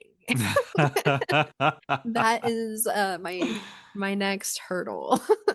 Okay. All right. You're giving But me ideas. also, Yeah. yeah, also I want to kind of like level up my Instagram because right Mhm. now I'm just posting like, hey, these are the stories I'm posting. Yeah. But I am planning on doing uh some videos with my dog Stolas Mm. and where we're out searching for things, and I won't go into anything further because I want people to watch it and see what happens. Okay, I like it. Now, is this going to be exclusive to Instagram, or are you going to post these on like Substack or TikTok or anywhere else that does videos? Yes, I will probably post them on Substack and TikTok as well because I Okay. just remembered I have one. Cool, cool. No, yeah, I mean, as you know, I've been working in marketing for a very long time now. So hearing you say that marketing is one of the things that like you're, kind of, looking to kind of conquer next, it's got me thinking that, there's got to be some way that I can do some sort of, article series or something where I can try and share some tips. Because I know marketing is honestly, you're not the only one. Most writers I talk to, that's the big thing is like what they struggle with is marketing. Yeah, and I keep seeing these videos online, and it's like, I wanted to be a full-time author, but now I realize I have to be a full-time content creator, and Right, right. it's just them crying. Yeah. And I think that that's how a lot of people feel. So I think that articles could be really helpful to a lot of people. Yeah, I'll have to do some more thinking on it because it's one of those things where I think like right in the moment here, my biggest tip is to work smarter, not harder, in the sense Hmm. that like think of ways to turn what you're already doing into content that can be used for marketing, right? Like don't Right. don't double your workload by having to create something from scratch. And that's something that I do a lot, not only in marketing, but just in, several different ways. Like, so for example, in the podcast here, I always have like the mindful moments, and I will typically just have those be an excerpt from my Mindful Monday articles. So again, it's Hmm. like I'm using something that I've already done, and not having, creating double the work. But that's a very kind of like, high level tip.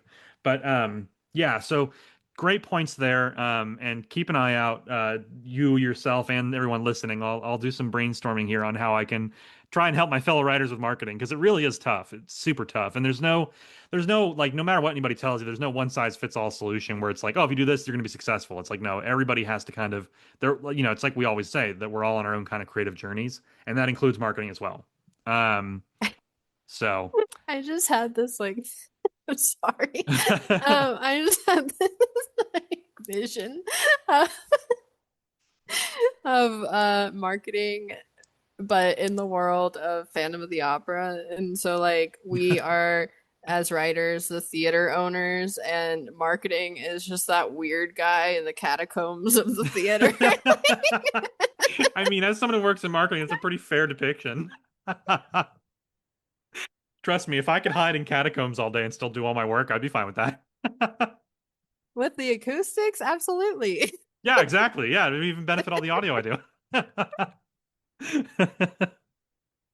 Oh, I love it. I love it. All right. Well, Mina, I'm up on our last question here. And so obviously this is your third time on the show, but for tradition's sake, I wanted to ask, specifically, let's say in the last year, what has been something that you've learned about writing, about creativity, that you think could benefit someone who's just starting out or someone who's struggling kind of with their own, stories and worlds? What's some advice that you would give them?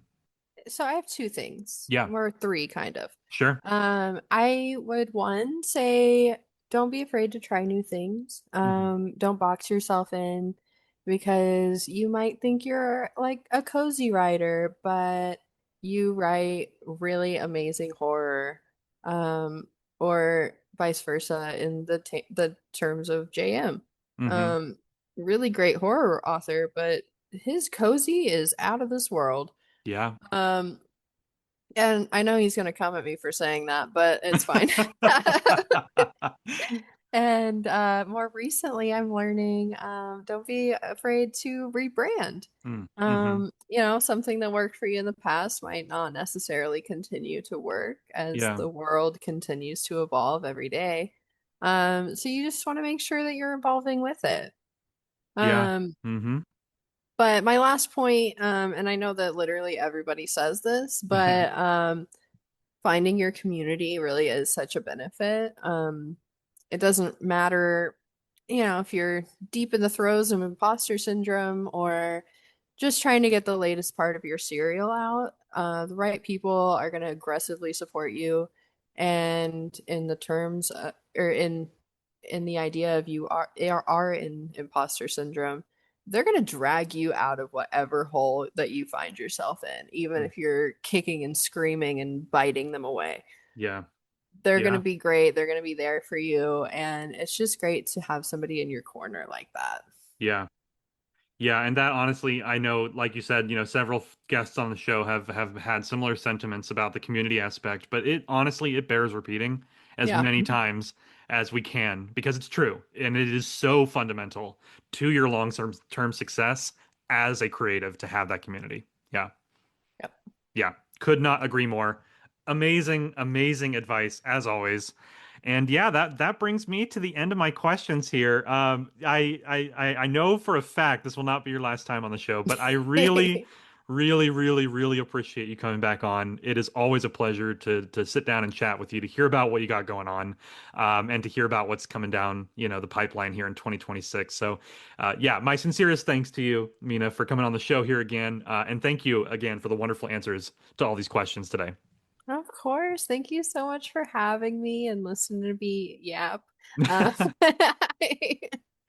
I always have so much fun coming on the show, and I can't wait to just start a bunch of stuff, so I'll have a bunch of stuff to talk about next time. There we go. That sounds like a plan. And I'll have to see if there's any opportunities for me to return the favor and come on to your newly rebranded Penny Dreadfuls Ooh, podcast. yes. So I will be getting with you because there's another edition that will need visitors. Okay, I love it. And don't forget to any of the other characters I have in my repertoire would be happy to show up, Finton, of course, included.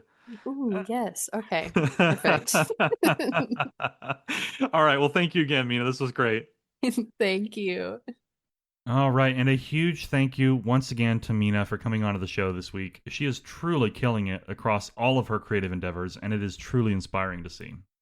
All right, next up, a look at my novel progress, and of course, next week on Substack. So, I'm going to be brutally honest with you all. I did not make any progress on the novel this week. Truthfully, I barely made it through the week with everything I've got going on, and real life felt a lot like the cosmic horror from my book. I focused on making sure the challenge was running smoothly with help from J.M. Gooding and Lee Ron Haywood, and of course I focused on the one story that I published and narrated at the beginning of this episode, and of course the podcast here, which still somehow came out late. I've got excuses a mile long, but I'm not here to try and get off the hook. This segment is meant to hold me accountable, and I'm doing that. I really hope this coming week is a reset for me in a lot of ways, but regardless, I promise to show up next week with an update here, regardless of what happens, because this story needs to be written, and I know that some people are waiting on it, specifically Happy Nielsen. So let's move on to next week on Substack. Next week should be pretty similar to this past week with some more people joining the challenge, I hope. We've got a great set of authors participating and lots of entries coming in, but we aren't moving as quickly as we were at this point in Flash Fiction February, so I'm hoping that some things will pick up, and if you haven't yet, please feel free to share the week's directory around Substack and anywhere else to try and get people to come in and join. Because remember, if we hit those weekly secret objectives, like for example the engagement one this week, you all get a bonus 8th prompt that will be worth 1.5 times points. It's a great way to get ahead. It's kind of like the narrative feasts that I did last year for the first indulgence, but this time you have to unlock them. So, the more who participate, the better. And yeah, we're already in week 2 here, and I've got some wild prompts for you coming this week. Now, as you saw today, there will be some consequences for not hitting last week's objective. Today's prompt, specifically, this is day 9 as I'm recording this, is broken into pieces. So we're going to see things like that happen if we're not able to hit our weekly objectives. And of course, J.M. Gooding and his muse Kira will return at some point this week with a brand new prompt, especially after the success of the last one. So be sure to keep an eye out for that. But that's all I've got for you this week. And assuming my personal life kind of hits a balance and I don't get thrown into another storm, I will bring back the writing discussion for next week's podcast. But I may also need to pause that for May. So regardless, it'll be back in June. And then, of course, we're still doing a bi-weekly schedule for interviews just, again, to keep things in balance. In the meantime, please check out the Halls of Pandemonium challenge if you haven't. We're in week 2, and definitely share it around, like I said. And if you're feeling particularly generous, I'd love to see comments on this episode and a 5-star review wherever you're listening. But enough about what I want. I hope that you all get the time, energy, and peace that you need to write some incredible new work this week. And I really appreciate you being here, even with this being late. This is Bradley Ramsey, signing off.